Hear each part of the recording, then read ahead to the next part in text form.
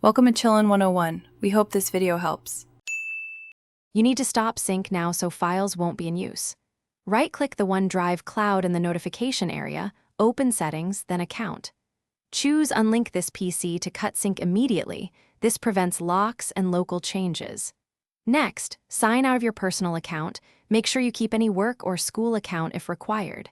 Once done, pause or exit the app. Doing this first avoids file conflicts and ensures the uninstall or removal steps won't fail because files are busy. Now you'll remove the personal link inside File Explorer. Open Regedit as an administrator and navigate to hkcu/software/Microsoft/OneDrive. This contains the shell bindings that show personal OneDrive.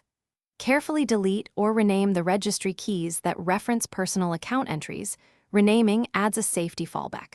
Once the keys are changed, restart Explorer. EXE or reboot so File Explorer reloads without the OneDrive personal node. Finish by cleaning leftover components and testing. If OneDrive is still installed, use Settings apps to uninstall or click Repair. Alternatively, run OneDrive/reset from the Run box to rebuild its state. This often clears stuck icons.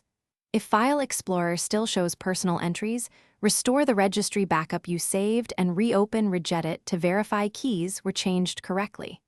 If issues persist, reboot once more. The key troubleshooting tip: keep your exported registry backup ready so you can revert safely and try the removal again.